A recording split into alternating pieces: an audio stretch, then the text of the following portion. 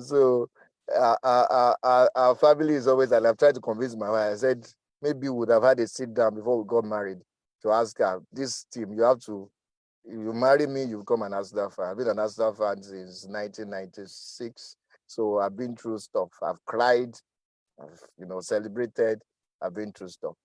But I've held strong. Anyway, but I've had to change the way I approach Arsenal because it wasn't giving me a lot of good health at some point because pressure was always so much. So I don't watch most of the matches now. I just check live score. And when I'm going to watch a match, I ask myself, okay, 1.5 hours for the match. Let me go and read a book because you don't even have control over the results. Anyway, that was just an aside. I hope that warms up the audience. So now let me get into, so Tumini called me or reached out to me some weeks ago and said, she had this initiative and she would love me to speak. I said, okay, fine. And then she said a keynote speaker. I said, okay, so what am I going to talk about? And then I found out that she has a book, or I knew about the book. And then she sent the book across and I started glossing through the book. And I asked myself, so what are we doing here? Because the book is just an amazing book. Let me show you the book that she wrote. It says, Where is the Money? This book is a book that everybody should get. She has not paid me for advert. She's not going to pay me for advert, but I can tell you for free, you should get this book. This book is powerful. It contains all sorts of very, very useful information for anyone who likes money. And I believe all of us will like money. Now, there's a difference between like money and love money. Now, when you love money, then you may have an unhealthy attraction to it that you can go and, like in the movies, kanayo, go and sacrifice your daughter or your wife to make money. But I believe everybody here likes money to some extent, because if you do not like money, then you may not be in a position. Somebody, okay, I got a prompt. I hope you can see me. If you do not like money, then you won't do the things that will help you attract money, and then do the things that will help you build value quotient that will help you be in a better position to earn money. So let me get into the meat. So what I decided to do was not to try to address the meat directly, but to try to double down a bit more on the things that a quote unquote 9 to 5 should be doing to get into a position where you are able to command value in return for value that you bring. Oftentimes, people talk about the fact that, until you go into entrepreneurship, then you can't really get to the position where you get wealthy. Now, this is not a forum where we could even, there's not a lot of time. I have just about 30 minutes to do this, to really break down what wealth really is. I'm a pastor, and so I also do get to interact with people, and I know that there are dimensions to wealth. There's relational wealth, there's intellectual wealth, but I know that many people are interested in the financial wealth. But there are things that you must do on a regular basis to get you in a position where you are able to call the shots. That's what I would like to say. Call the shots. And the first thing I would like to say, to break the myth about whether somebody who is a 9 to 5, you can't get wealthy from paid employment, is that everything in life speaks to value. It responds to value. It's either you are giving value or you are taking value. And the way to actually attract value in return is by investing in yourself such that your value base is significantly high, that you can start calling the shots. And I will talk about my career journey. And I joined KPMG 14 plus years ago, September 14, 2009. And I remember joining as a staff assistant. Before I joined KPMG, I'd worked in Radio Nigeria in Kaduna Network Center as a core member. I wasn't earning anything from the Radio Nigeria. My parents were still sending money to me, but I was building myself. I was building certain skills in myself. I was developing my sense of work ethic, a strong work ethic. I would sleep over in the office. I was a core member. I was an ESCO in NCCF. I was working 9 to 5. I was reviewing work for established journalists. I was working in Radio Nigeria. I was reviewing work, and people said, why don't you apply? But I did not apply. I came back to Lagos, and then I started working KPMG. And what I have seen, because it's my personal experience that I can share, if I talk about other people, people on this call might say, oh, you're just talking about people, it's abstract. I will tell you my story and how, by the grace of God, the things that God has helped me to achieve by the regular, consistent things that I do by the grace of God has helped to build my value base. And I am able to attract more value. A client called me just some days ago, and they had an issue. And he called me 7:30 a.m. He said, oh, Bukunmi, I'm sorry I called you so early. I'm sorry, there's an issue. I said, there's an issue. Okay, no problem. He then said there was an issue in Warri. They had an expatriate who was in Warri, and there was somebody, they didn't know what was going on. Some regulatory officials were there. And I said, okay, put me on the phone with your contact in Warri. 7:30, I had not gotten ready for work. And then I spoke with the guy, told them what they needed to do, sent some documents to them. 30 minutes after, the guy sent me a message, the issue has been resolved. Now, there was another client engagement. It wasn't a major issue, but the client said, oh, Bukunmi, we need you to be in the meeting. I said, you will pay for my time. I'm a consultant. This is a public event, so I can't really share certain details. But my charge out rate is not small money. Are you going to pay? You will pay for my full day. They said, no, we want you to be there. They were saying, Bukunmi must be in the meeting. I went for the meeting. In fact, there was a meeting I went for. I went for the meeting. The client then said, okay, don't worry. We don't think you need to attend the meeting any longer. I sent an invoice running into millions. Now, I went for another meeting with the client. I didn't say much. I just spoke to the regulator and then came back, and that was it. Now, what am I trying to get to? I'm trying to get to a point. I'm going to get you to a point that as somebody working in paid employment, you don't think of yourself as somebody living on borrowed time. And that's the way you must work. It's called entrepreneurship. Now, and I will shock you that many people get into so-called entrepreneurship. They resign from their work. They think, until they get out there before they can really make the big bucks. And they struggle. Let me tell you what some of the benefits of staying in a 9-to-5. Now, at the end of the day, I'm going to wrap this up by saying, if you're going to get to a point where you start growing your influence in the environment in terms of what you're able to do, how you're able to help people, then you will go beyond. You will start using the funds that you get from your 9-to-5 or your 8-to-5 or 9-to-6, whatever it is now, to then start doing certain things. This book by Tumininu addresses it. Even though a 9-to-5, and depending on where you work, I know people that work in paid employment, they don't do all that, they don't do side business, and they have enough funds to be able to do so many things. This is the book, Where's the Money? She will tell you, you'll find investments in there, you'll find the history of money, because it's all down to value. It started with trade by barter. And then before it went into commodity exchange, where people will say, okay, give me gold, give me rice for this and all of that. And then there's e-money, there's virtual stuff and all that. But everything still speaks to value. And I'd like to just share a few things from my note. I talk about the benefits of a 9-to-5.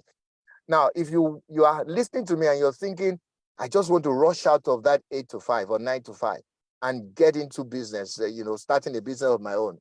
There's something called overheads. You will pay rent. You will pay salaries. You will buy fuel. You will buy diesel.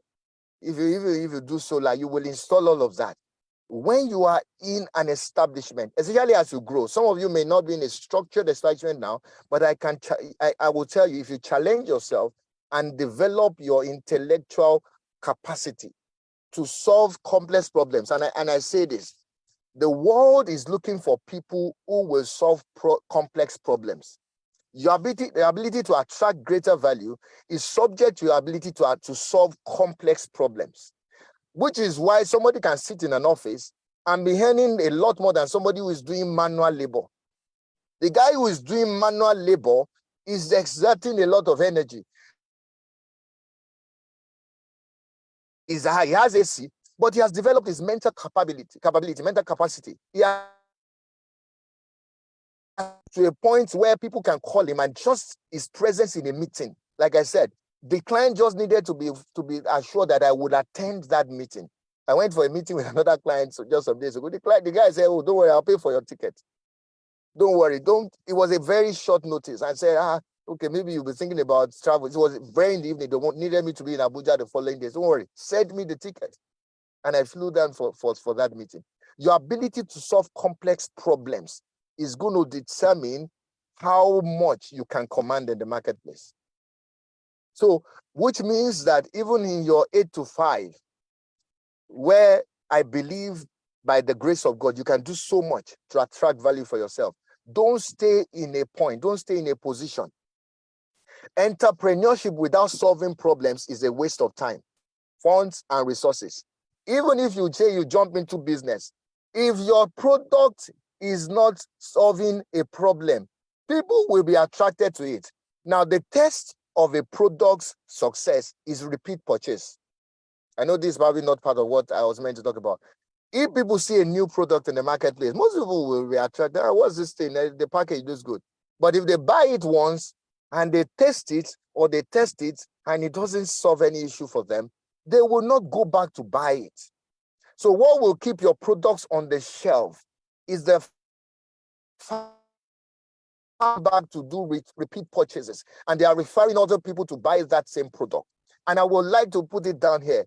Before you say you want to jump out of a structured environment where you are not paying salaries, where you don't have overheads, where your team is almost set, and in some cases you can even decide the members of your team. Ask yourself, do I have a solution that is going to solve a problem? And not just your own problem. Go and test it first. Now, let's get back to the main crux so I can use my notes, because I could go on and on and on. I talked about the fact that wealth is built in exchange for value. And so my challenge to you, if you are in an 8 to 5, is that you ask yourself, what value am I bringing to the table every single day? So I go to the office, I say I will talk about myself a lot. So in KPMG, I've been there for 14 plus years now. I've been in all sorts of committees. At times, I just see a mail, and then I see a mail. They say I'm in one committee here. I'm doing stuff. At times, I even forget all the committees I'm in. And then some days ago, I was in a meeting with several partners, about 3 partners. And then we said we wanted to do something. And the partner said, Bukunmi, you will do this part. You will do this part for us. I said, okay, no problem. But what that does for me is it helps me build what I call brand presence and brand influence. Every person is a brand. So whether you are conscious about it or not, you are communicating something. So if you get into a place and you don't even say anything, you're not saying anything, is communicating something to people out there. So you must be deliberate about the kind of brand impressions that you make everywhere you go. And so the brand impressions that you made is a product of the value that you leave wherever you get to. Now we talk about 8 to 5. You talk about why do some people struggle in the same role, and it is because they're not challenging themselves to do more.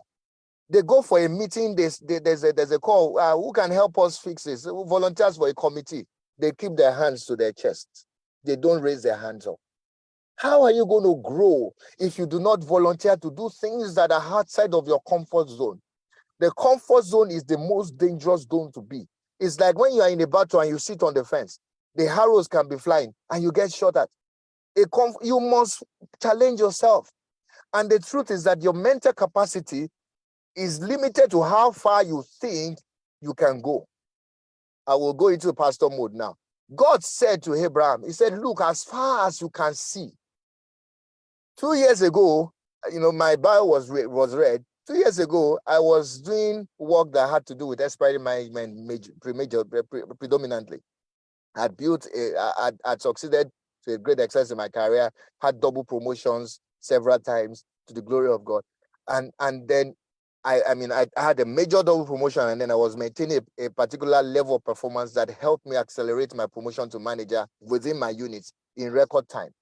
I was the first person in that unit to make manager milestone within those number of years. It had never happened. And it was God's grace. But it got to a point where I felt a bit at hand.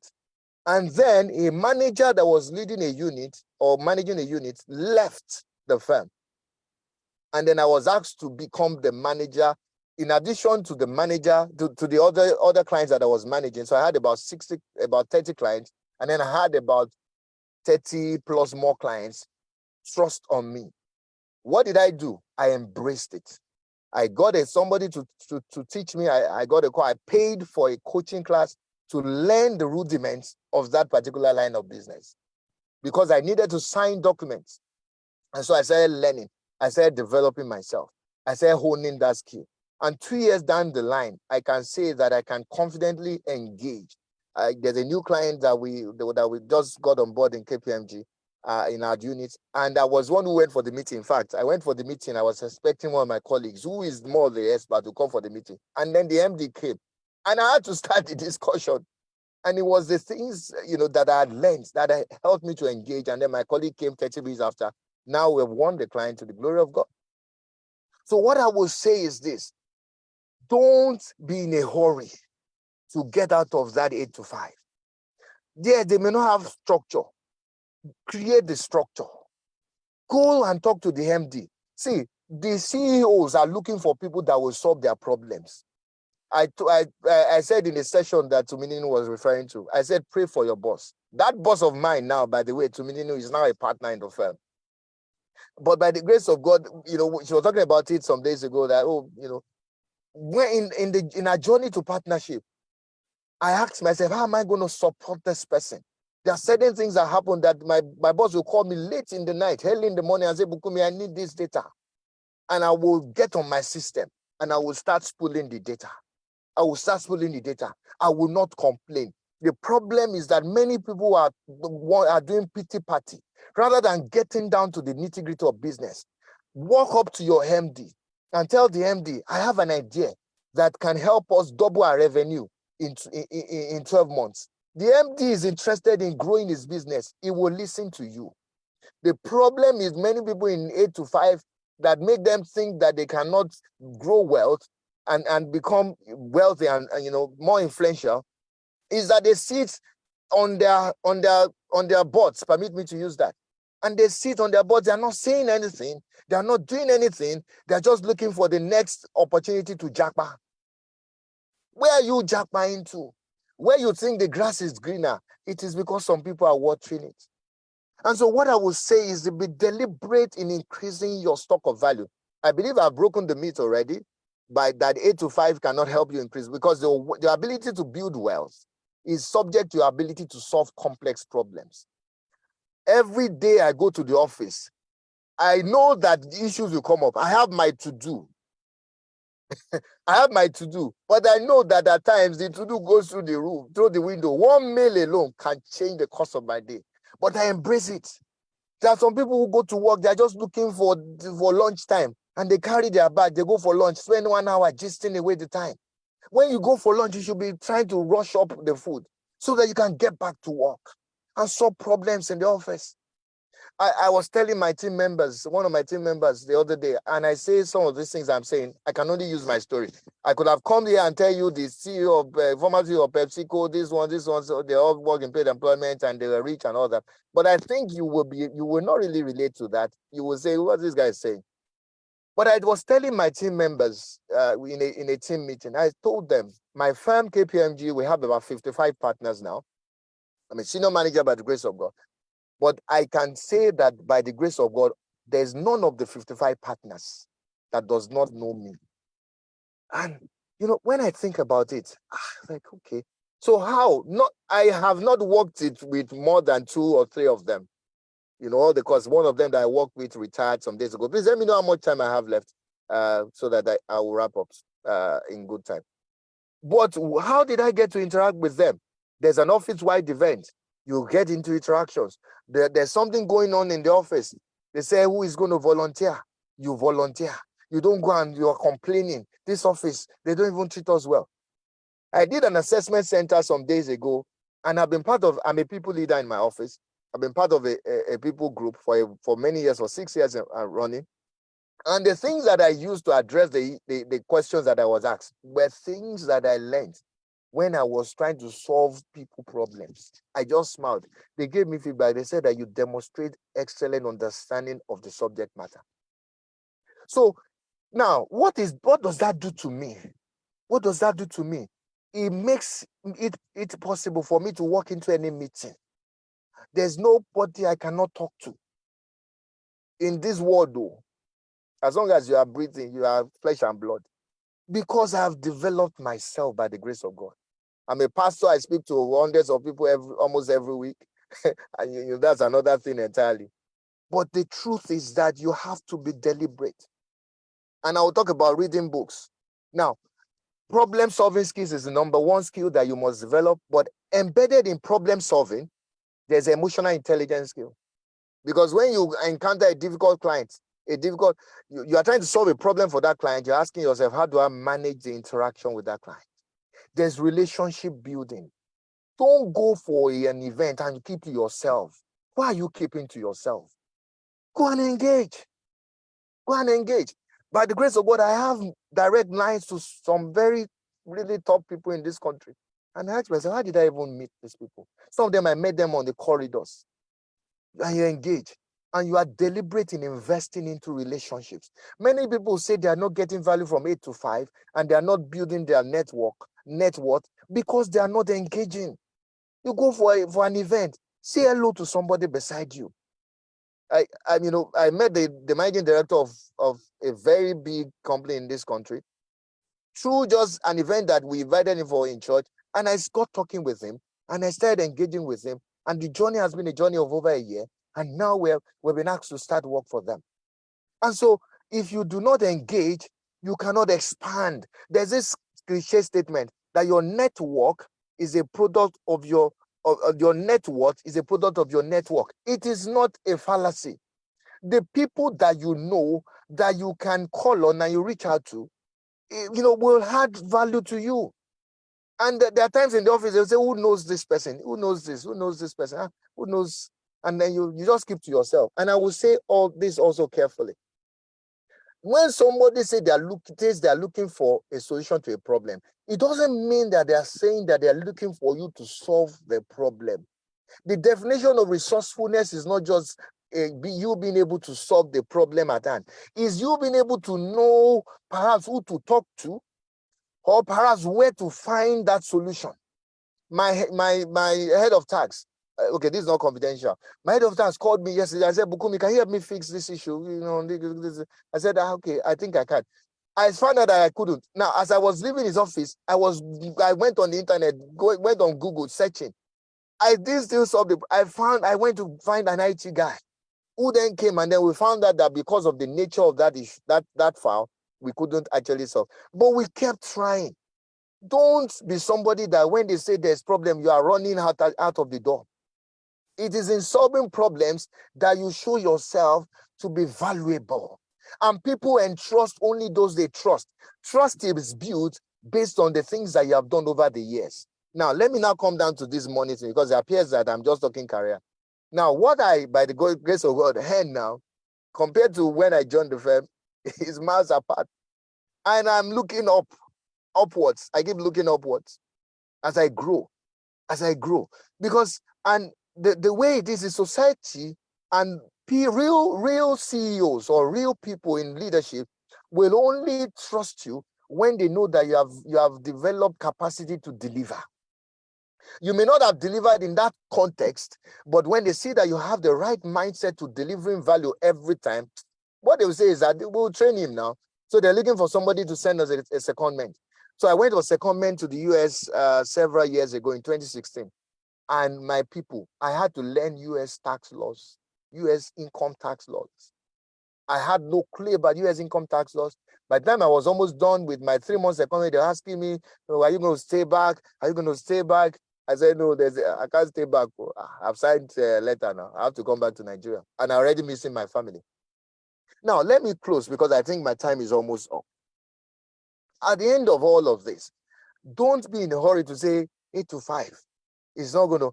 I know people, and I will pivot to that. I know people I know people, I've seen data, I have access to information of people that are doing 8 to 5 and are earning real money in this country. Real money. They are doing 8 to 5. 8 to 5. I'm doing 8 to 5 by the grace of God. Some days ago, somebody said, oh, there's something that needed to be fixed. And my wife was like, and I could take the money and send to fix it. And my wife was like, okay, no wala. Now, the truth is that you get to a point, and the truth is I've not apprehended. I desire more. But I'm just trying to tell you that because you desire more does not mean that you start treating the business of other people with levity. If you have not been praying for your boss, let me say that thing that made Tumininu call me. From today, start praying for your boss. Start praying that your boss will succeed. Now, but don't just stop at prayer. Ask yourself, what is my boss's pain point?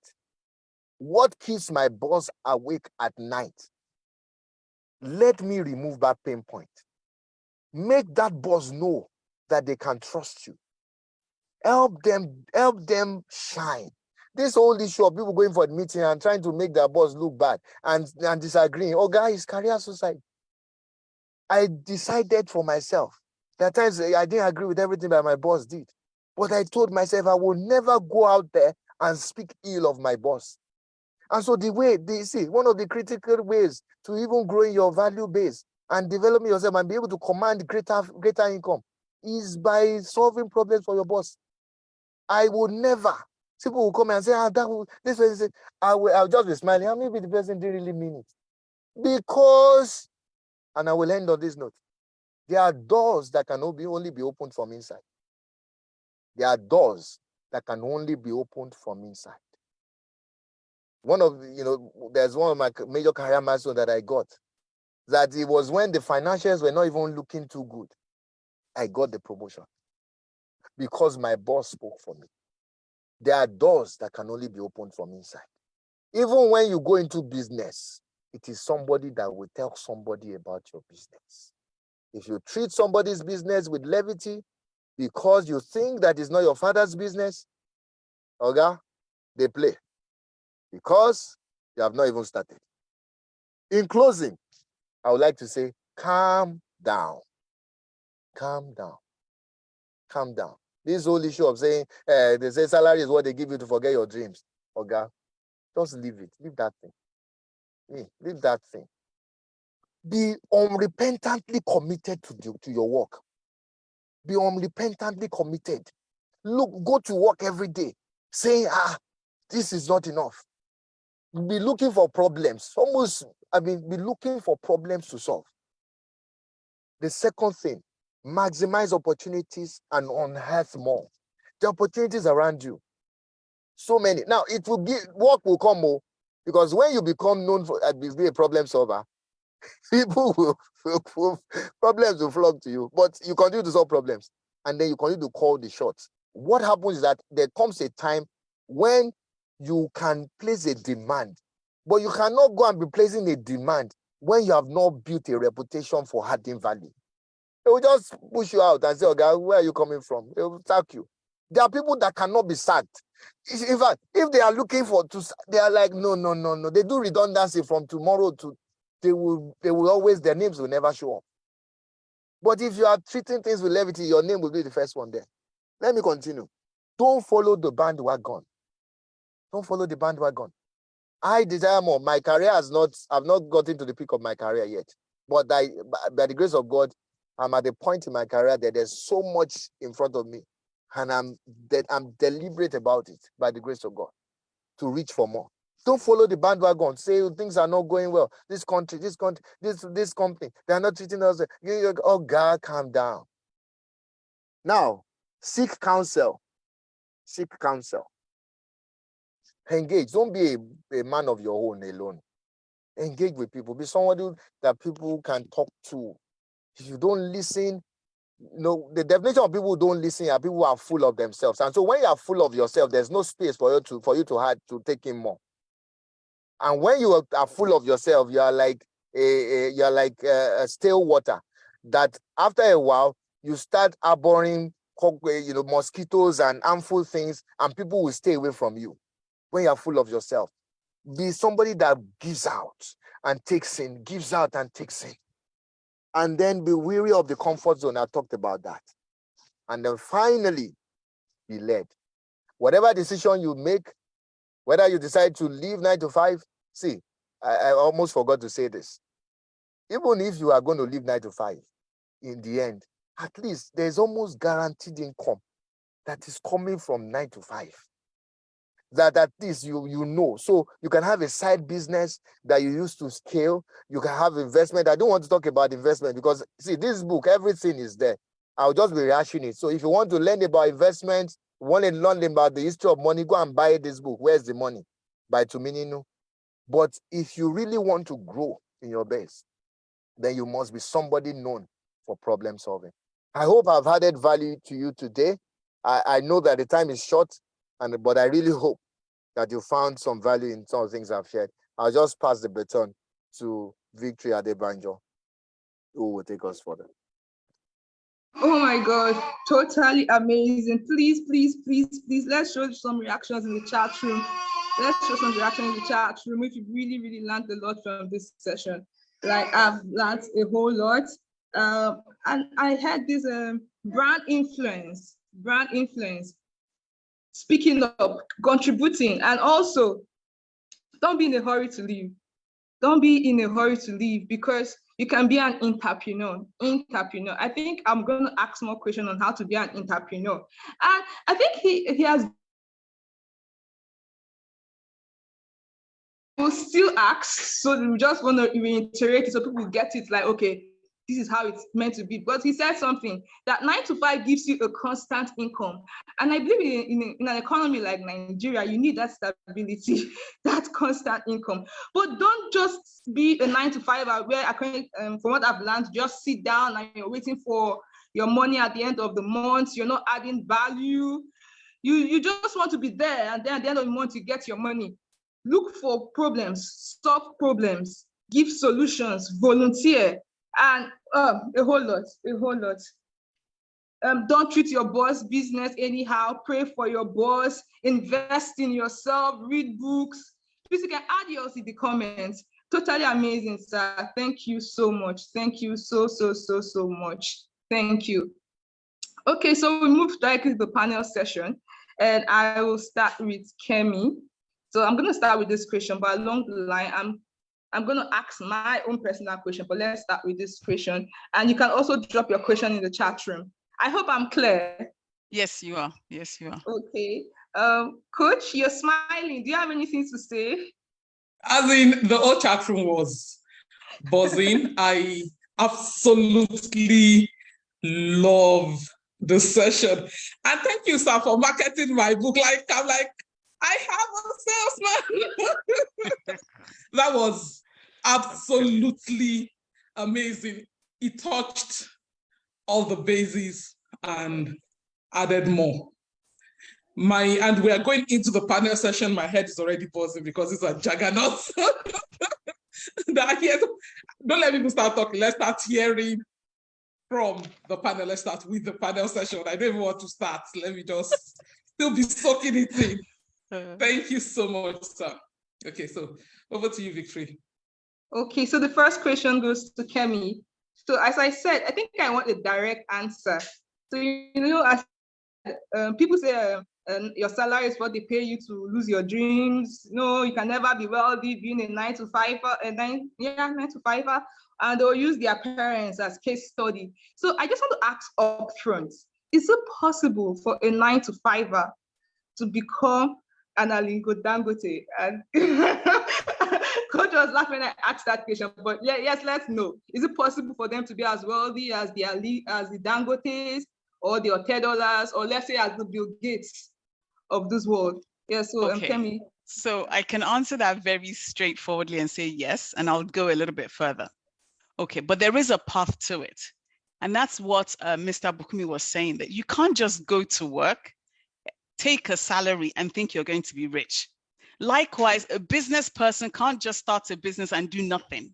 And it goes both ways, that you have to be invaluable to get to be a high performer, to earn. You can't just be average and be expected to be rich.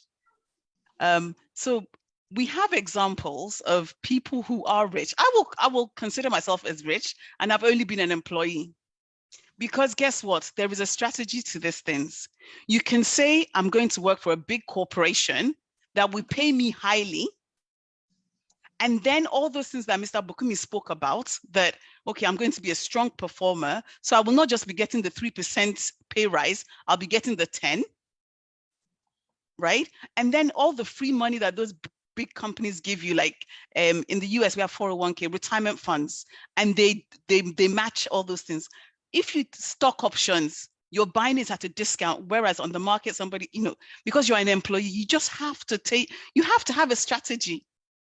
And that is it. This is what I feel happens. People get a job and they have no strategy for growth. And they think that the employer is the one that's just going to promote them because they've been there a long time. And we know that people that have been promoted because they've been at work for a long time, they cause problems in the end because, again, their mindset is not changed. They're even frustrating. So yes, you can be an Otedola, because guess what? Even Femi Otedola was an employee. He excelled as an employee and became a business person. Dangote likewise, because there is a structure, and that's what your I hate to say the word 9 to 5, because that's the thing. People come to work thinking it's 9 to 5.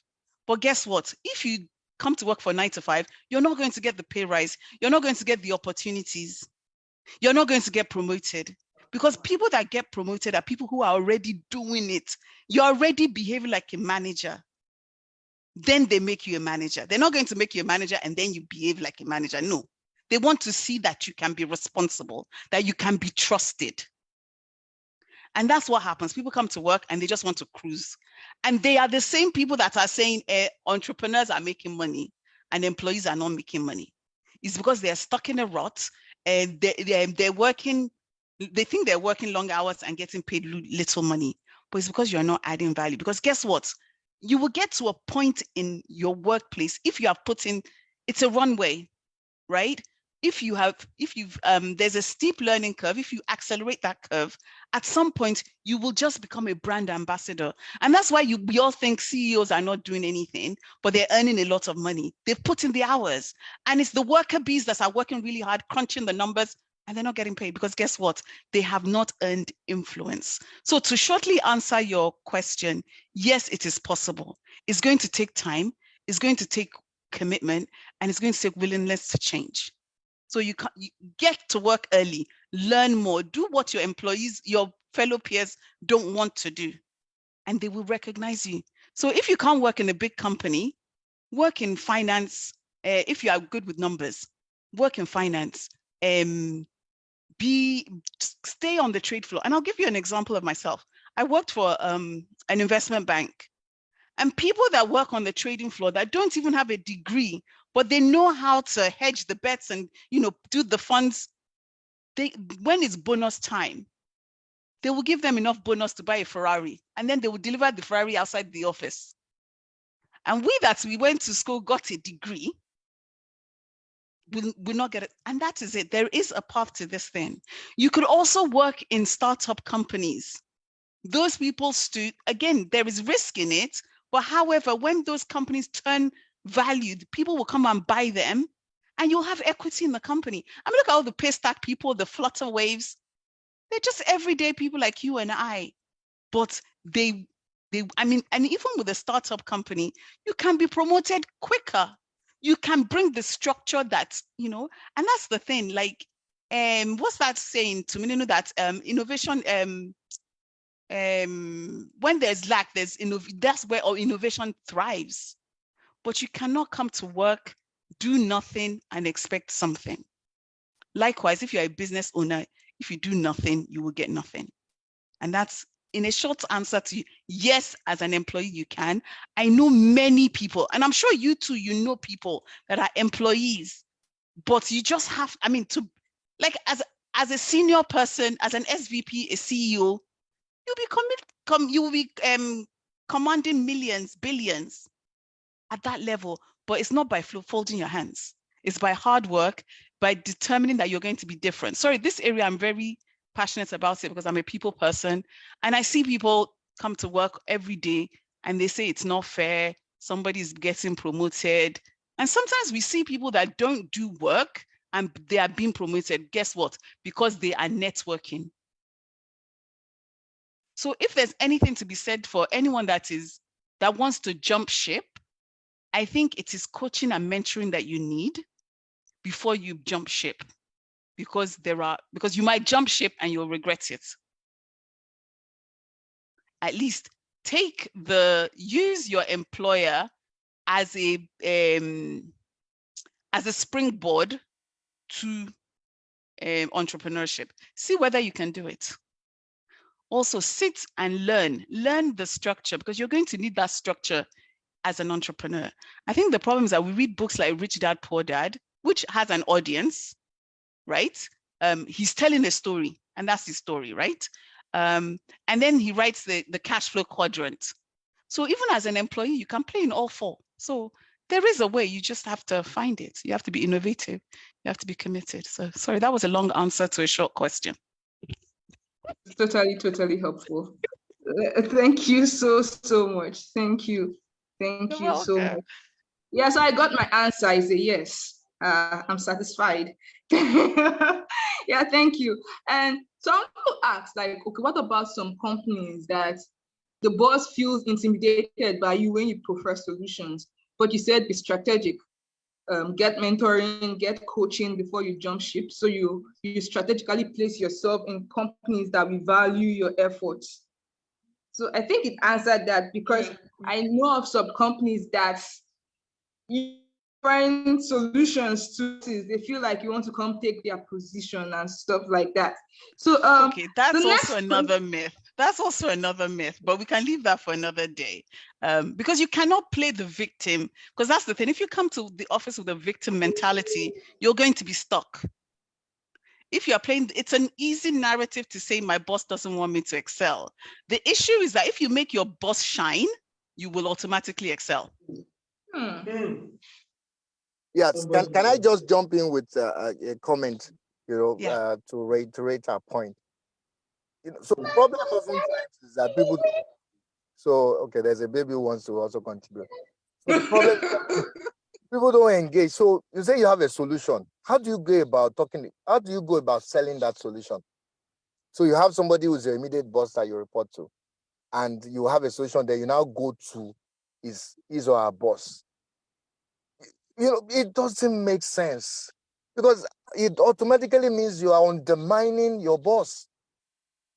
So someone called me, one of my team members called me some days ago. I was even on vacation, and said, "Oh, there's an issue with the client," and the client may likely call the head of our division, because he has a direct line of contact. I did not tell her, go and talk to that head of the division. I said, go and talk to my own boss first. Let her know that this is what is going on, and this is the solution we are proposing. She then told her, okay, go and talk to that person, our own boss. And then they engaged, they reached out to the client, they resolved it. How would you think the boss will feel? So you have gone to tell the boss, and then that one then calls and says, your person came to tell me that you are digging your own career pit. So the problem is not about people thinking that somebody feels unsafe. It's all about how they go about it. Now, I will close with this by saying that your boss may not even trust other people, but you might be distinguished, and your boss trusts you. There's just something about you, and your boss continues to speak for you because of your approach to doing things. If your approach is to make yourself known, you will run into trouble. But if your approach is to make your boss shine, even when it appears that boss is not doing so much, your boss knows who is doing the real work. And when push comes to shove, your boss will pull you up. Wow. Amazing. Just to quickly jump in. Like, wow. One thing that really stood out for me, I don't know who heard that. Somehow in my sense, in my thinking, I never actually knew that. So I've learned a new one. While Kemi was speaking, she was like, Dangote used to be an employee. Otedola used to be an employee. And I know for a fact that Jeff Bezos, at least I know that part, was an employee. So everybody started from somewhere. And I'm sure these guys had strategy That's why they were able to get to where they got to. It's not just the bandwagon thing, as our keynote speaker emphasized when he was delivering a speech. So what is your own strategy? Before you just go like, oh, they are doing this, they are doing that. Amazing, amazing, amazing. Thank you so much. Over to you, Victory. Okay, thank you so much. Thank you so much. So one of the key secret now is to make your boss shine and not to embarrass your boss in public. And I think people do that a lot. Yeah, so this question is to Wale now. To be wealthy, is it easier to go through the 9-to-5 route or through the entrepreneurship route? Good evening, everyone. Can you hear me? Yes, very loud and clear. Okay, fine. To me, this is really a setup, because if I knew you're going to bring me to speak after all Bukunmi have said, I would have declined this invitation. All right. Thank you very much for having me. I think to answer your question, right, first we must understand that not everybody will become an employer. Not everybody will become an employer. And not everybody will become an employee. And the truth is, for me, I've been in both worlds, right? There's no much difference. Because whether you are working in a 9-to-5 or you are running your business, it's just that you have changed your employers. The truth is, when I started my business, right, people used to call me, I might say, see, you are now a CEO. Yeah, my CEO is not chief operating officer. He's chief everything officer.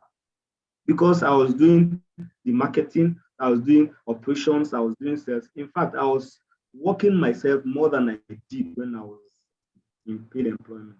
Do you understand? So the truth is, if you are a sloppy employee, you cannot think because you want to run your business, you now become a hard worker. It doesn't work like that, because your mind and all your faculties would have been set in a certain way that, okay, I just have to do the barest minimum to get by.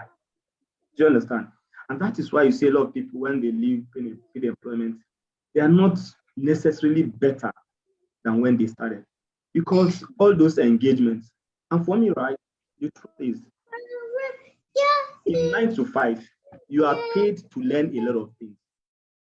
Just look at the example Kemi gave, that he did some job for some people and he was paid some millions. Now, the truth is, who do you think should even pay between Bukunmi and KPMG? Who should pay who? Because he learned all those skills by working for KPMG.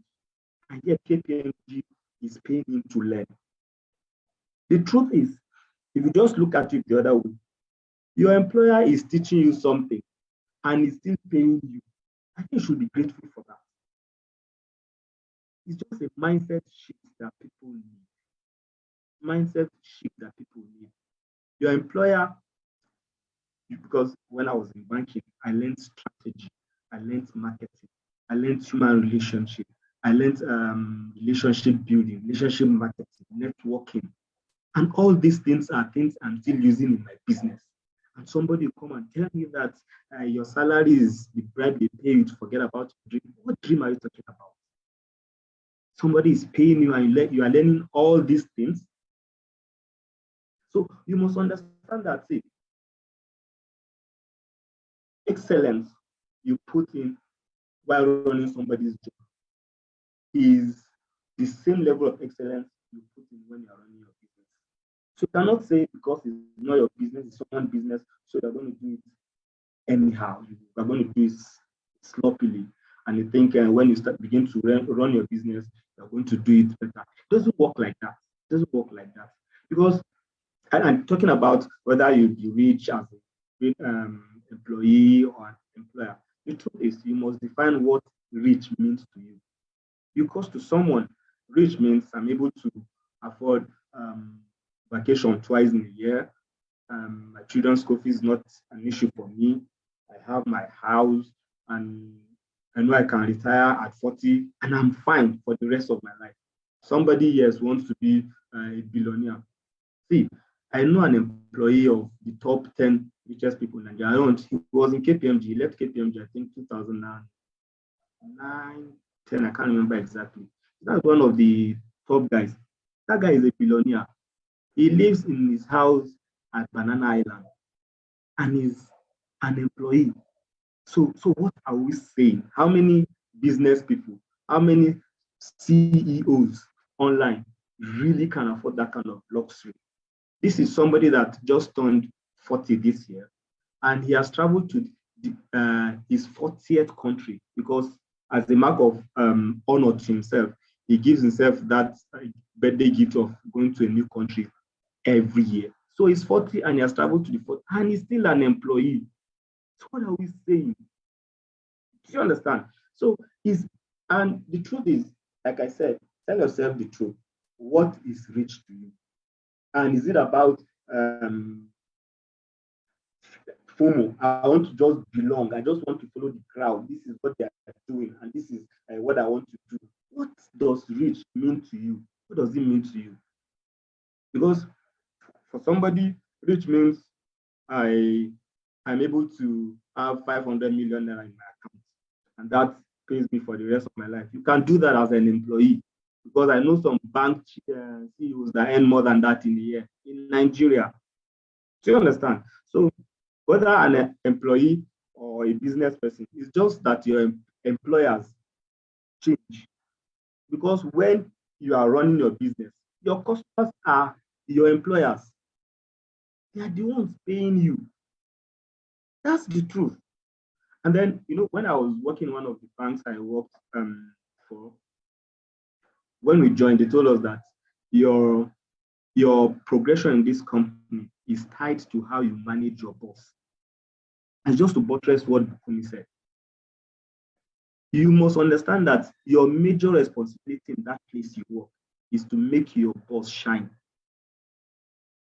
That is what you are paid to do, not to burn bridges, not to want to shine. The first law of power in the 48 law of power says, never outshine the master. He must register. That is the first law of power. Go and read that book, 48 laws of power. Never outshine the master. Your master is your boss. And I don't understand how people feel when you start running your business. That's when you have a life. Sincerely speaking, when I started my business, sometimes clients will call me as late as 11 p.m. and I'm obliged to go and see them. Those were rare occurrences when I was in paid employment. Do you understand? And I'm running my business. There's I can't say I work from 8 to 5. Sometimes I start my work as early as 5 because a client, an employer, a customer wants something delivered. So it's just a mindset. People must understand that, guy, the quality of job you are doing today, and you may not end up being an employer, and you are not a failure by any standard. Your work as an employee is to help your employer interpret their dreams. Will you say Joseph was a failure? Because he worked for someone in Egypt, isn't it? Would you say Daniel was a failure? He worked for, I think, 4 kings, right?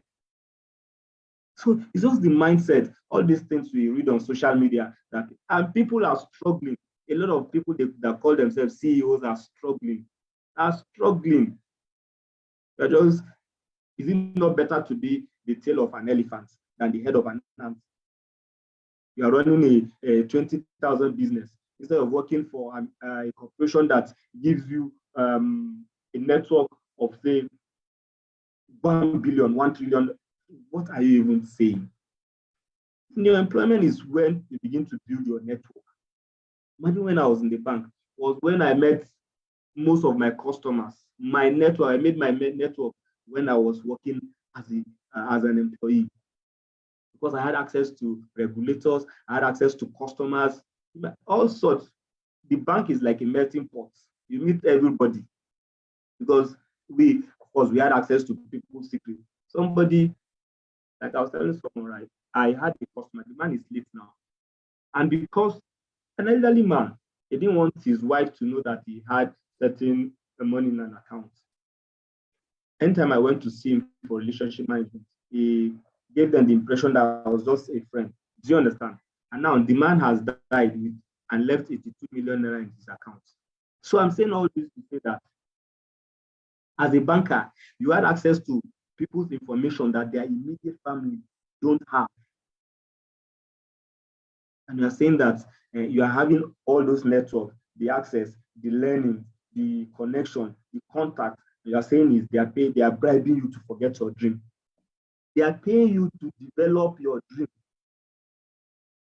Hope that answered your question. Thank you. God, oh my God, oh my God. They are paying you to develop your dream. Let me just write that down. I'm coming. Thank you so much. Oh my God.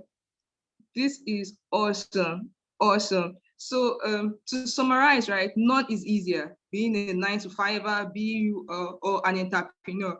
So if you don't have excellence in your work, you don't have the right work ethics, as an employee, you won't do well as a single business person. Because I remember one time telling a friend that I've observed people that run businesses, that their business is a reflection of their personality. If you observe everybody's business, a company is a reflection of the owner, the CEO's personality. So if you don't have the right work ethics, the right values as an employer, don't bother going to be, as an employee, don't bother going to have your own business and the rest. So none is easier. All of them requires work. If you want to be wealthy as a 9-to-5, wealthy as an entrepreneur, it requires work. It requires work. So there's no easy path. And I remember when I was in Abuja, I went to one of these tech hubs and I saw the CEOs, and my goodness, they work till 10 and me by 5, I've already closed. And they have to prospect, meet new clients, because their next month's food is on that prospecting and meeting you. And I'm like, can I do this? So yes, nothing is easier. So don't think being a business person, you just wake up and there's a customer knocking on your door every day and you're making free money. There's no free money anywhere. Thank you so much. That was totally amazing. Thank you. So you can ask your question on. Let's continue. And so this goes to Kemi. So there's something I picked from Mr. Bukunmi. And so he was like, have that steady income from your 9-to-5. And then you can also have a side business and also have your investments. And he was like, okay, just go and get the book and you see everything. So I want to ask, how do you get the side business? How do you leverage technology to get the side business or to upskill? Because Mrs. Kemi, you spoke about being strategic in where you work. You call the finance sector, the startup, and the rest. So how do you leverage on technology? Because at the time I was trying to get some side gig, and I went to some online sites that I follow some group on Instagram, and all of them, once you write, I'm from Nigeria, country Nigeria, they say, oh, this is not available to Nigerians. This is not available to Nigerians. So how do you leverage technology to create wealth in Nigeria, first of all, and outside Nigeria? Thank you. Okay, so great question. So what I say is that you have to know your own strengths, right? So because it's all about value. So what can you bring to the market? Where in Nigeria, abroad, wherever? I think also there is this myth that I think maybe the exchange rate is helping that narrative that you have to conduct business overseas. But when you think that the manpower in Nigeria alone is a lot, it's way more than the US. So from a market share perspective, you have a bigger market share in Nigeria. So even if you find your customer within Nigeria, you can make your money.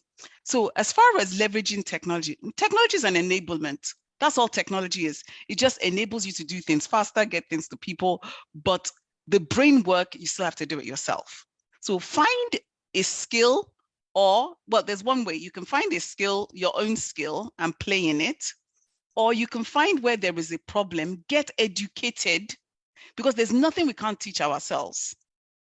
Get educated in that area.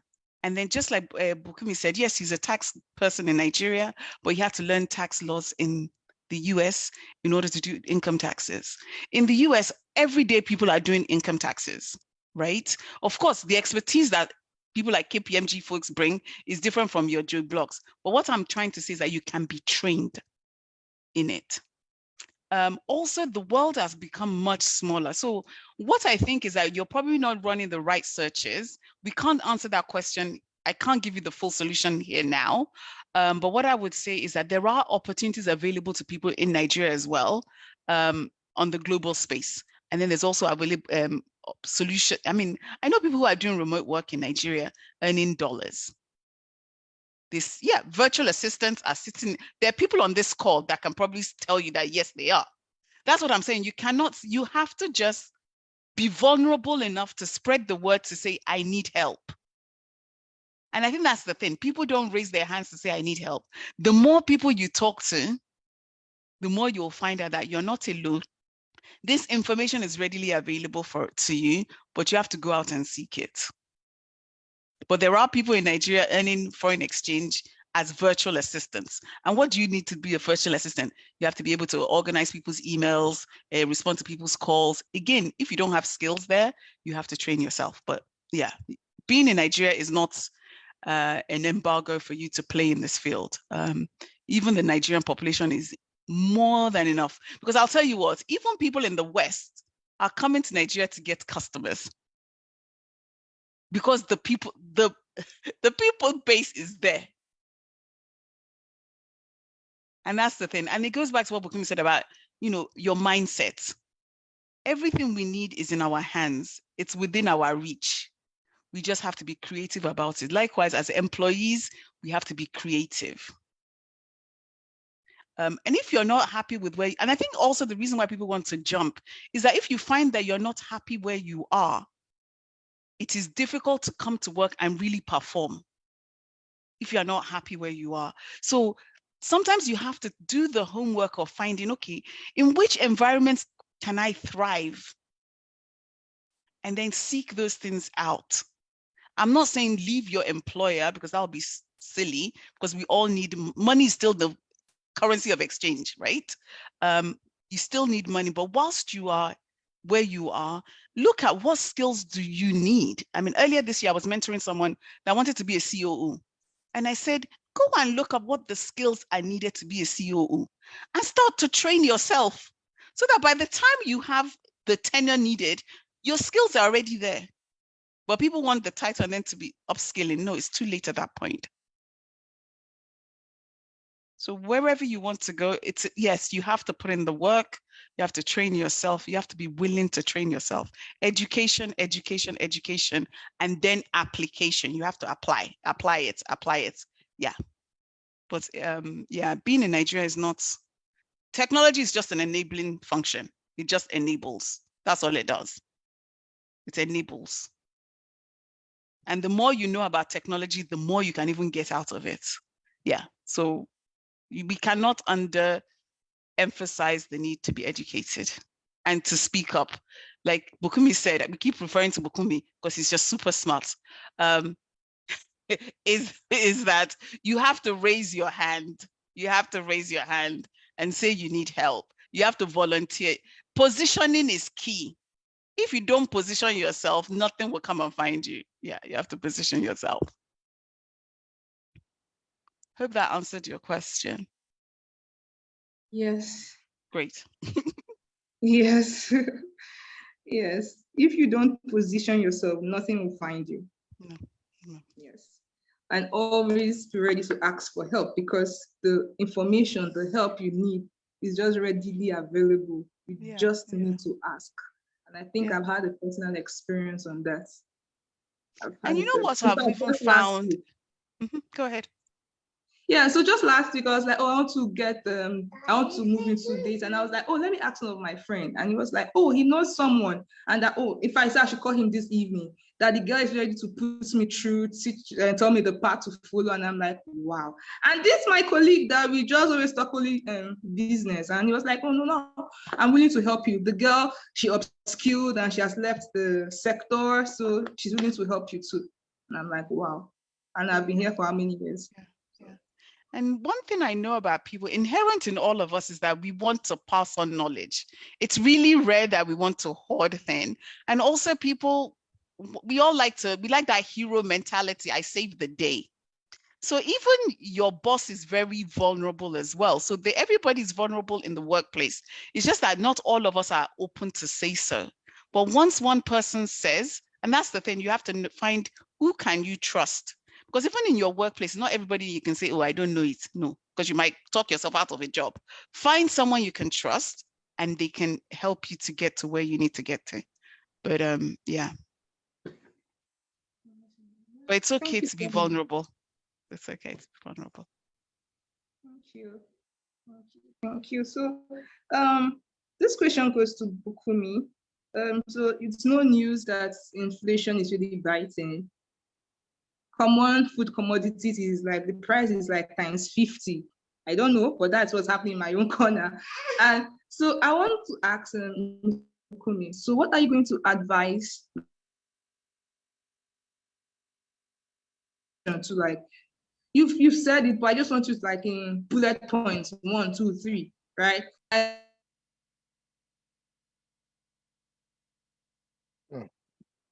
Is it just me? But sound, I think, went off for a bit. Okay,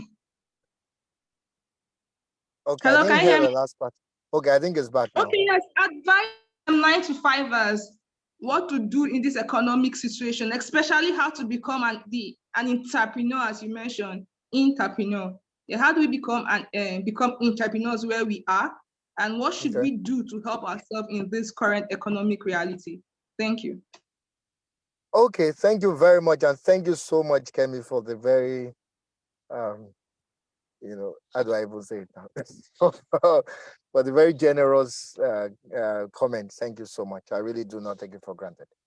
So let me start by saying that, recently I had a discussion with my wife. My wife is a critical, and the reason I'm in the car, by the way, is because of my wife. So, because I travel a lot, I travel almost every 2 weeks, virtually every 2 weeks to Ibadan for church. And so she has an event. She had told me about it, but then I forgot.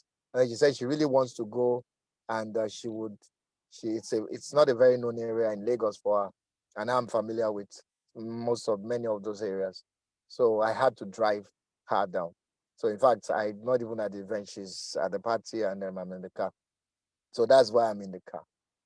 But why I said that was because I wanted to talk about a discussion that I had with my wife. Because at the end of the day, in being financially disciplined, you must be able to ask yourself before you make any purchasing decision, is it a need or is it a want? Is it a need or is it a want? Wale we call him Mr. Money, so I'm sure he can tell you at great length things along those lines. But if you ask yourself, is it a need or a want? Because what you find is that many people spend money on wants because they want to feel a sense of belonging. And at the end of the day, who are you really trying to impress? So this is the time when people need to work in more wisdom. So people talked about the fact that fuel increase, and I was joking with someone that some people that used to go to places that they are not invited to, they will sit in their houses because at the time they check how much it will cost them, and you will find that there's so much waste that people are putting money in. Now I know that people may not have enough, but it will also help them track how they can maximize what they have. Because at the end of the day, it is all about you. Trying to impress people, trying to feel a sense of belonging. It's all the things people put on Instagram, they are not real. So you are under pressure. Go on social media, you see images, somebody who you created together, the guy is posing with a car that may not even be his. And even if it is his, okay, calm down. You have your race to run. And so what I would say is people need to start delineating. And if you don't have a budget, it is important to have a budget. Or else you just be spending money anyhow. You should even budget your given too. I'm not saying that people should become very miserly with how they help people, but you should have some form of budget so people don't take it for granted. There's someone that the guy knows, he almost knows the time when I paid in the office. So the guy starts reaching out to me, start telling me, Egbon.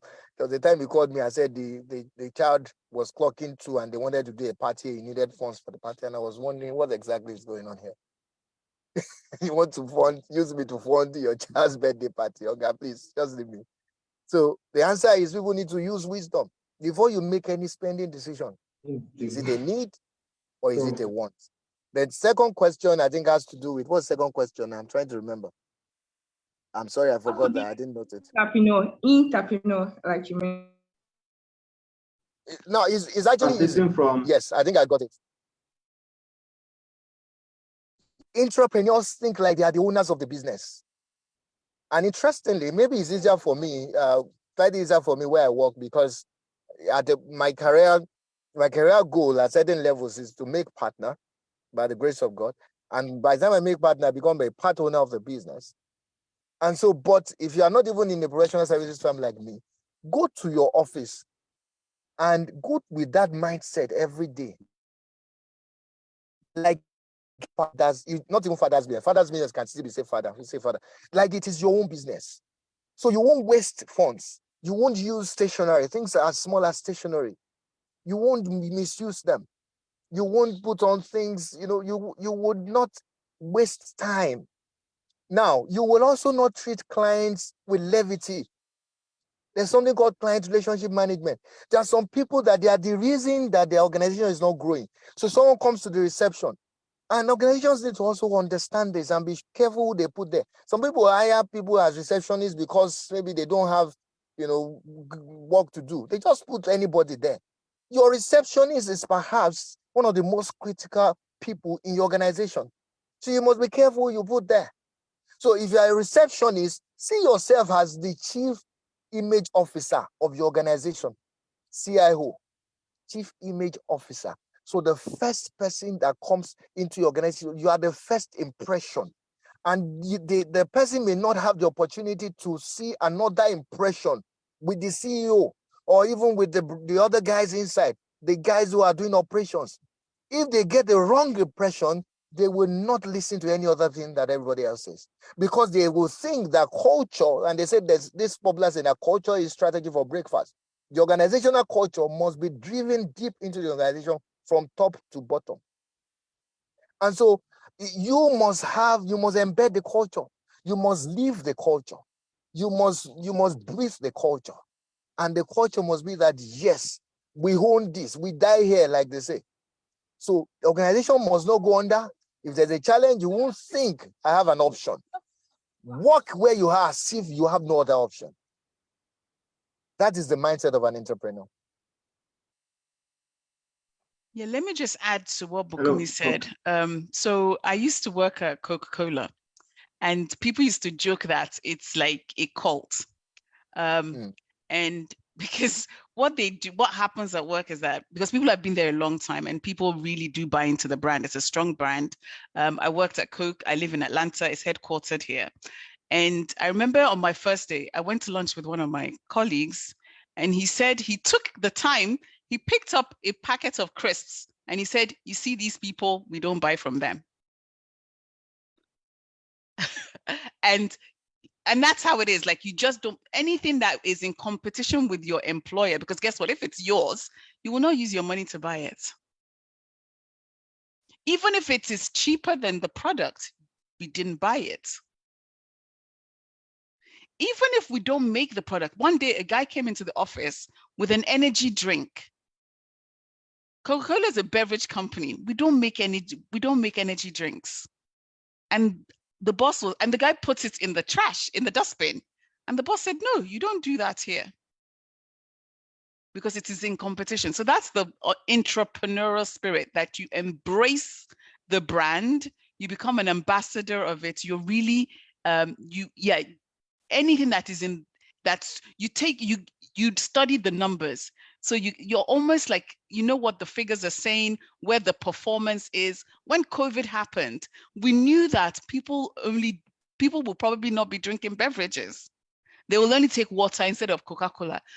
That's the spirit of, I'm just trying to help you embody what it means, at a practical level, that we knew that, okay, now our jobs were at stake because it's COVID-19. People are having to make a decision. There's inflation. People are not going to be buying Coca-Cola. It's not priority. So then, of course, if you don't want to lose your job, you have to think, okay, how can I be creative to make sure, yes, you might not be on the front of, like Bukunmi is in professional services, they get to sell. You might not be able to sell, but however, if it's, like, how can we enhance technology? How can we, be, like use social media to make sure Coca-Cola is in people's minds all the time in order to drive sales? Because at the end of the day, people are emotional buyers, and that is what that's my practical way of telling you what an entrepreneur is. And that's how, like it was, I saw it happen at Coke. People embraced this, like, it was, there was a word that it was like a cult. So I hope that helps. Okay, It does. quick one Thank you. from me, just to jump into the conversation. Sorry, my camera is not on. Kemi spoke earlier about strategy, and I just remembered something my daughter said. I overheard her speaking with some of her friends. They just moved into senior secondary, so they're in like SS1. That's in Nigeria, so they are high in prefectship position and all of that. I was listening in, and I'm like, see wisdom in these small girls. And they were not like asking each other, so you, what do you want? I'm like, I want health prefect. You, what do you want? I want to be the head girl. So for the girl that was like, oh, I want to be the head girl, they were not like, the strategy is you have to be your gas girl now. You have to carry his book, carry it. And I was hearing them sharing. And in my mind, I'm like, wow, when I was that young, I didn't have that kind of sense. In fact, we used to run away from teachers. But they already know what visibility is, because at the end of the day, we're all political animals. Mm-hmm. Forget it. So your guy just has to like you. If you have to be that head girl, you have to be your guy's girl to be head girl.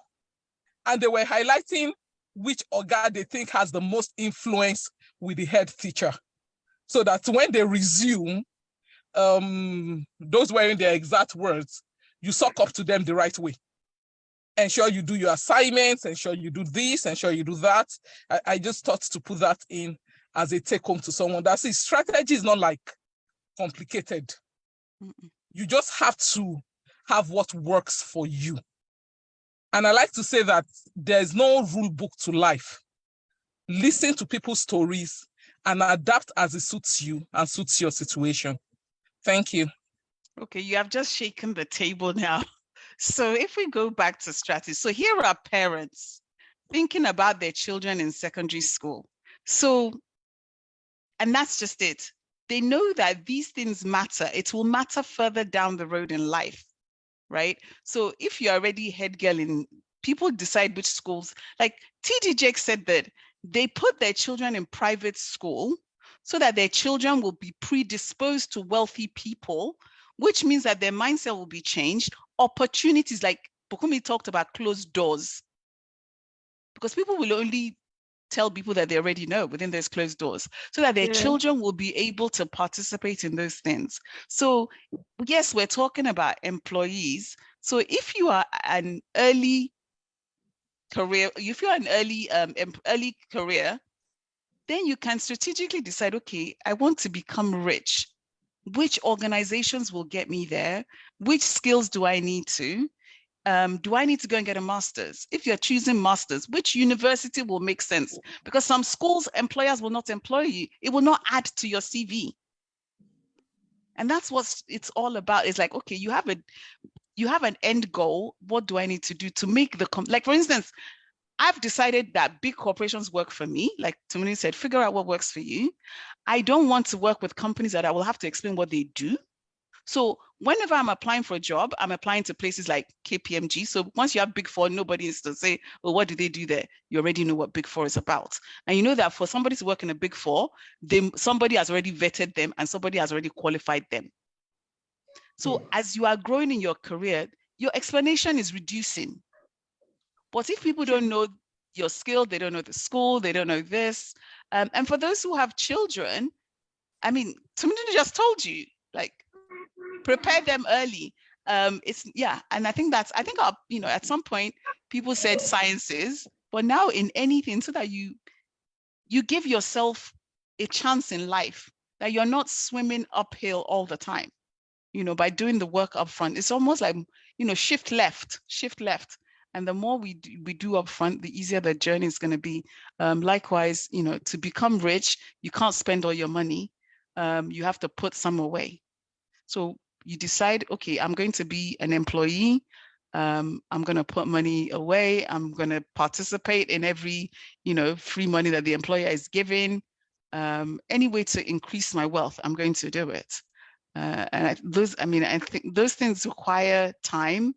They require patience, and they definitely require commitment. But it's possible. So, thank you.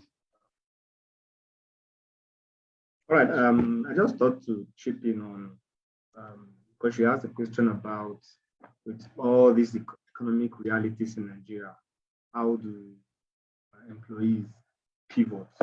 You see, like in life, right? Different people react differently to the same situation. Yes, we're all passing through this same thing in Nigeria, but we are reacting differently. While others are thinking of Japa, others are taking position in Nigeria.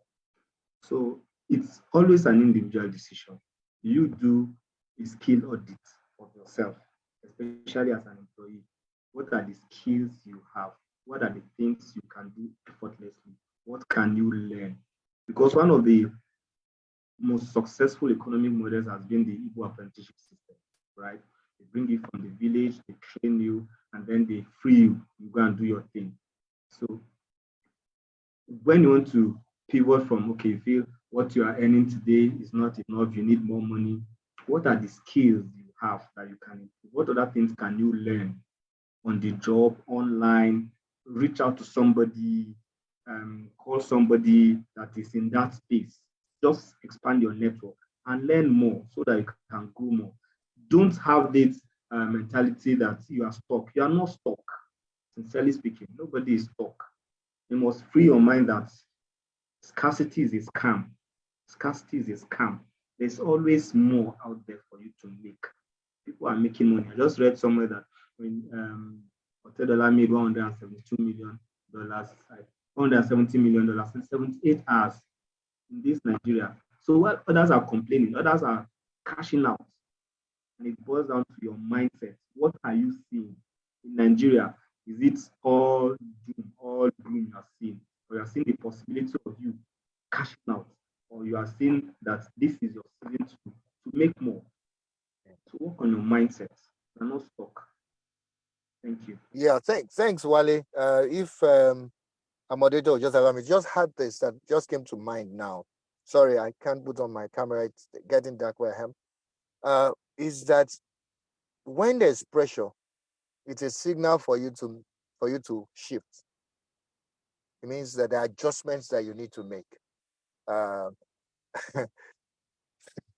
the scenario that just came to my mind, please pardon me, but I've seen it happen. Without pressure, women cannot give birth. That's the truth. Without pressure. So the whole process of birth, of giving birth to new stuff, with the pressure is necessary. Pressure is even necessary to give you a sense that there is urgency around you. If you don't set the timeline for certain things, for example, if you have a client project and the client says you can give it to me anytime in the future, you are probably not going to start that project till forever. But if you know that there's an urgency around it, and that's what the pressure that is in the is, the adjustments that we need to make. The challenge that we have is that many people are cast in their ways and they want to continue the same way and expect a different result. I had to personally make certain adjustments to my schedule as a parent. When I said having children, I used to go out of the house 5 a.m. I'm out of the house. It wasn't going to work.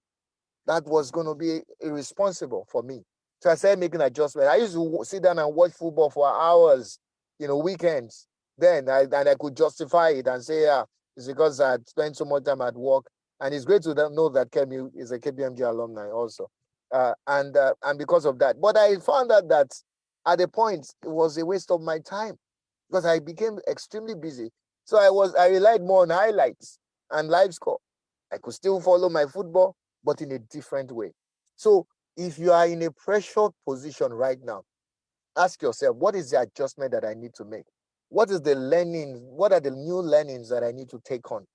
Maybe go on LinkedIn Learning, Udemy, and there's so much free content. Even degree, there's so much free content, but people are not willing to learn. They want to spend time on social media, Twitter, and be arguing back and forth, Instagram, and be checking pages. If you're not going to cut those things, because you only have 24 hours in a day, so you must make that deliberate effort to start learning new things, and that is what will increase your stock of value. And then you can call the shots. You can make a greater demand. Some of you cannot go to your bosses and ask for a pay raise because you're not even doing the bare minimum. But you can get to a point where you can command a pay raise, and they will willingly give you and ask you, how come you have not asked since? We thought you were not going to ask. So, I mean, just to bring everything home, that at the end of the day, it really is a challenge to us to continue to learn. I believe there are three things that we need to always remember in the stage of growth. The things that we need to reinforce, that means the things you need to relearn and reinforce. The things you need to stop doing or stop learning, which may be things that are holding you back. And then new things that you need to take on board, which may be new knowledge, new ways of doing things, and new ideas that will help you be able to deliver greater value. Thank you.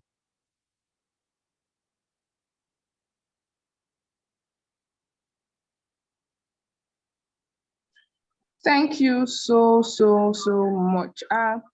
Coach, are you still here? If you want to give your last word.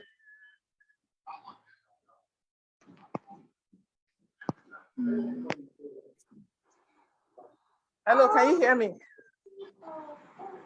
Yes, Hello. I can hear you. Yes, I can hear you, Wumi. Okay, it's been an amazing evening.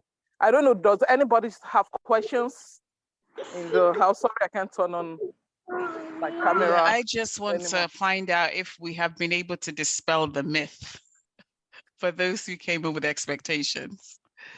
And if anyone still needs help, if anybody needs help, they can reach out to me. I volunteer to explain more. Wow, amazing.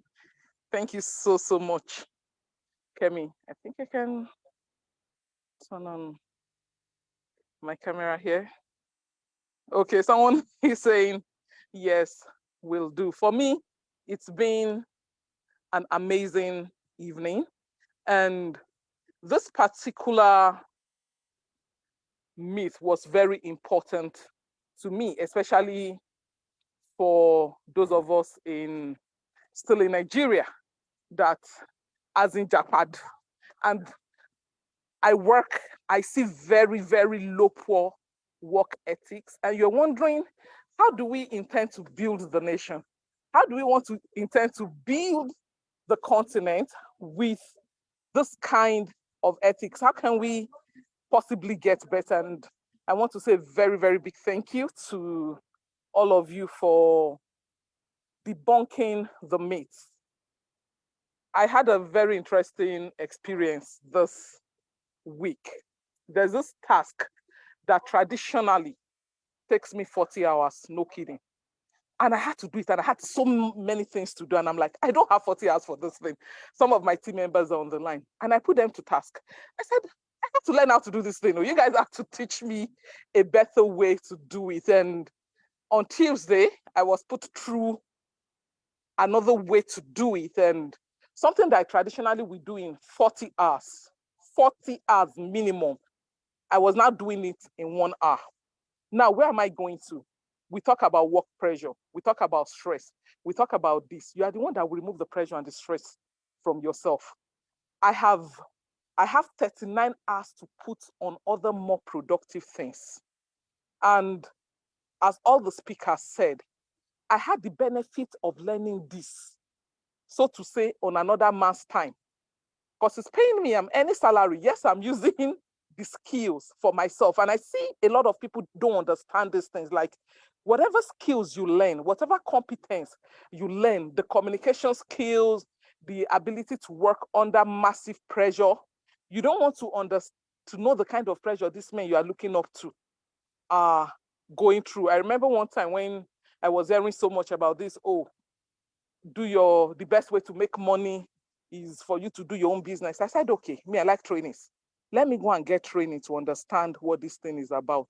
And I went into women in business. I went for one seminar.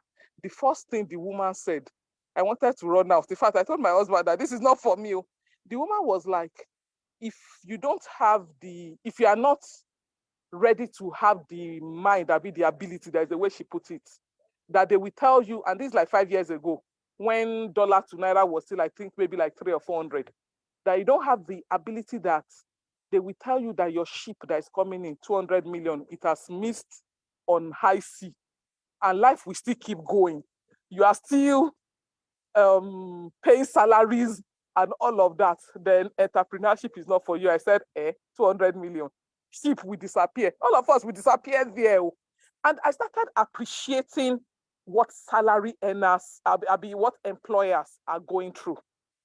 In all this salary fluctuation, all this dollar fluctuation, if you see those guys' figures, afraid we catch you, as they say in the pidgin parlance. So it's very easy to envy what you don't know about. But let's be contented. Where you are, stay there. Be efficient. Grow. Another thing I tell people is, and I tell myself that the organization where you are you the highest paid there?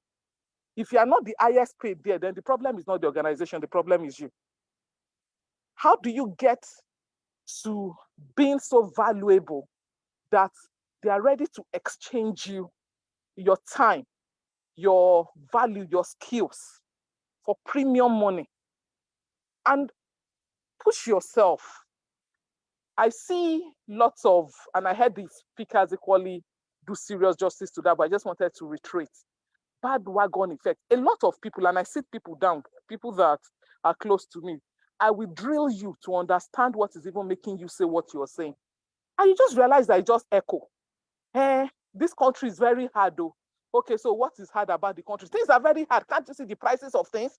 By the time you ask 2, 3, 4 questions, the person is looking, that is what they said. That is what the news said. Some of you need to detox yourself. And I say this with no apologies.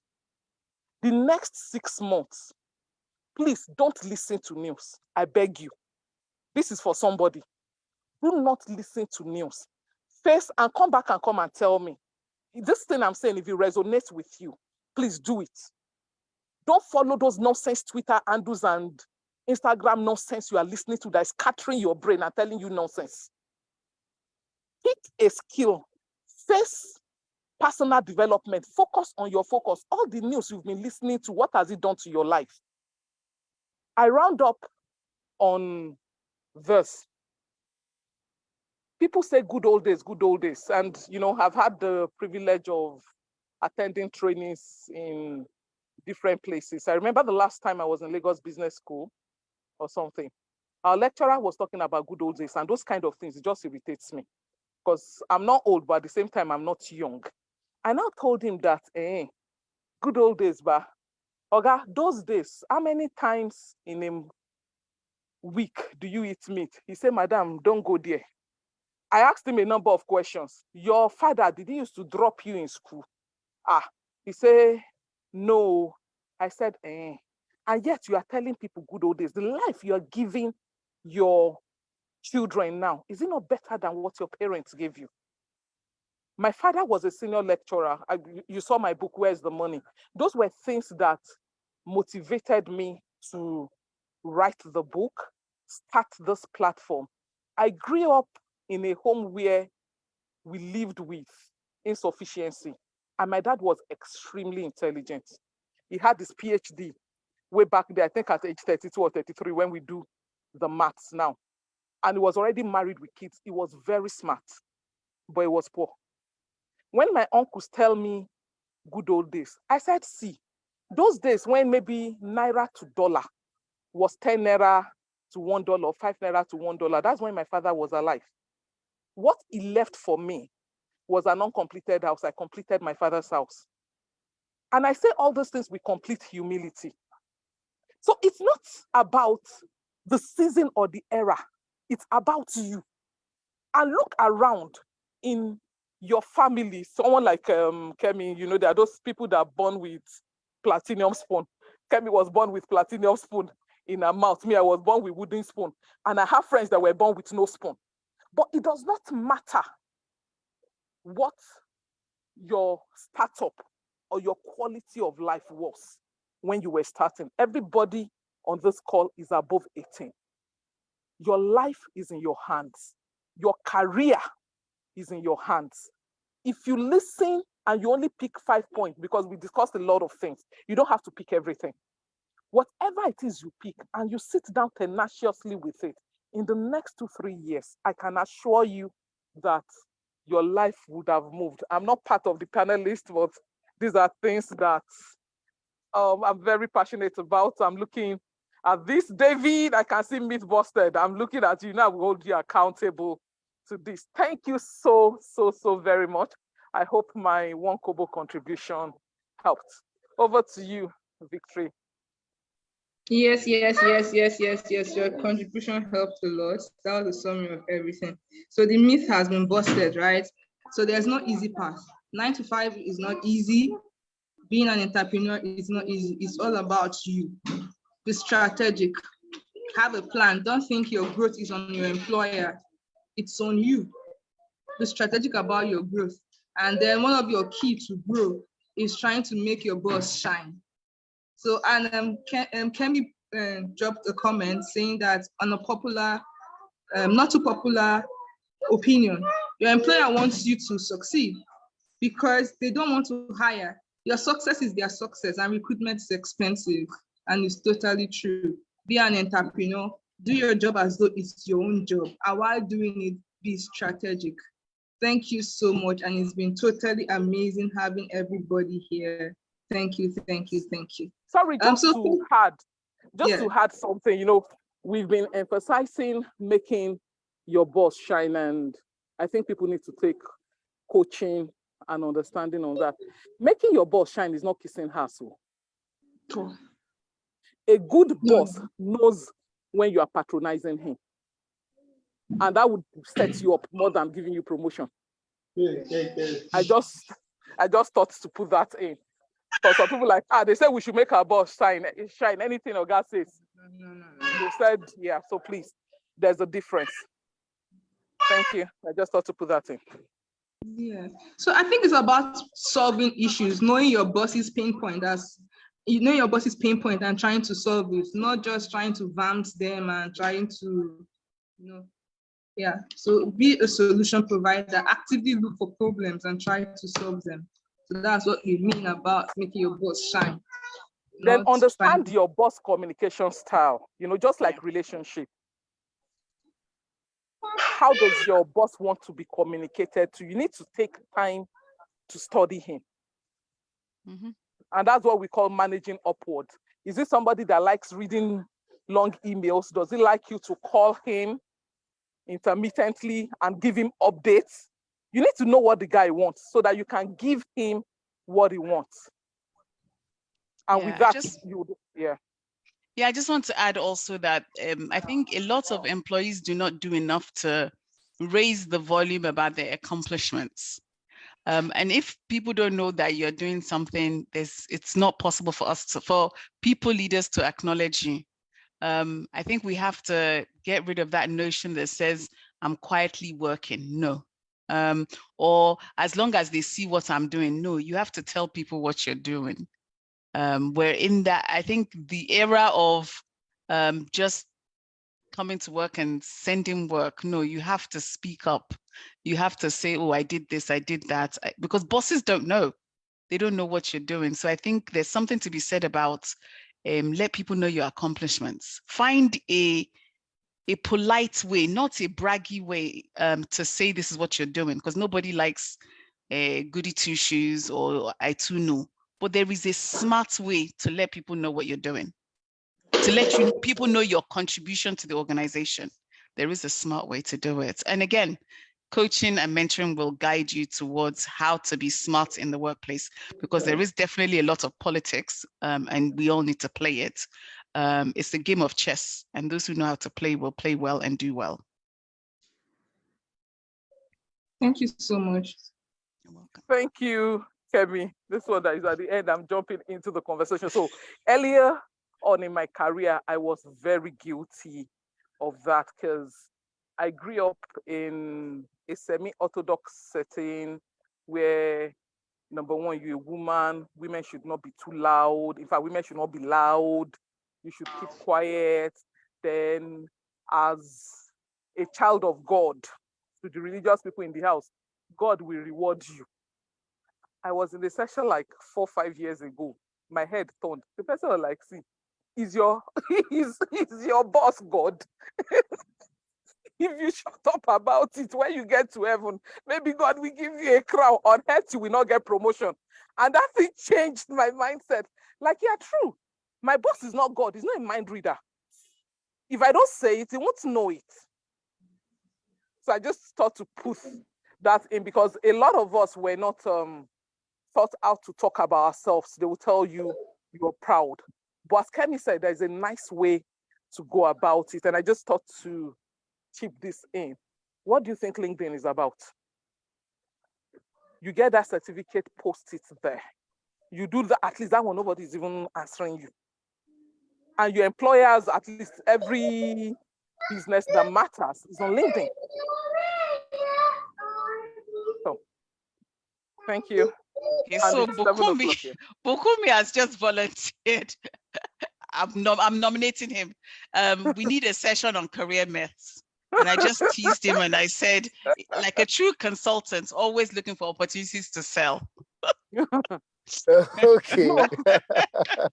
I mean, I'm happy to take that on. I think that the session has really pivoted to some really important things that we need to talk about. Wale also talked about visibility. I've had the privilege of actually facilitating sessions on managing your boss. I think that's how Tim got to really help me. And I've also talked about career visibility over time. I've had sessions on how work ethic influences career growth. Mm-hmm. So, I mean, I think people need to hear these things. And Kemi, it would be good to also have you on board whenever those sessions do hold. I think your wealth of experience is very valuable. Amazing. And it would be great to really do this. Wale, if he's still there, it would be good to really continue. I think sessions like this are not meant to be one-off sessions.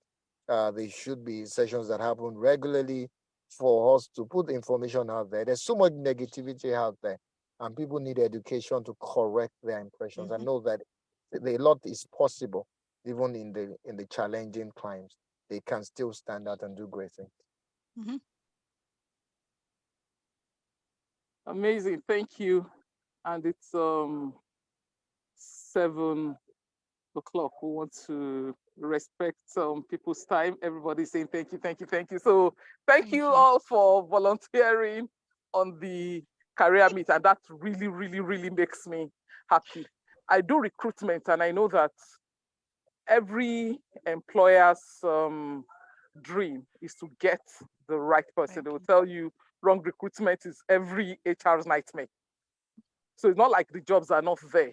Are we fit for the jobs? You see job openings every day. It's not angels or demons that they are picking now. It's human beings. Yeah.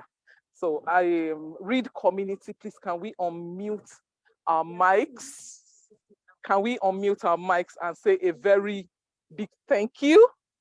Thank you. Thank you. Thank you so much. Thank you, Bukunmi. Thank you, Wale. Thank you so much. Thank you. We are grateful. Thank you.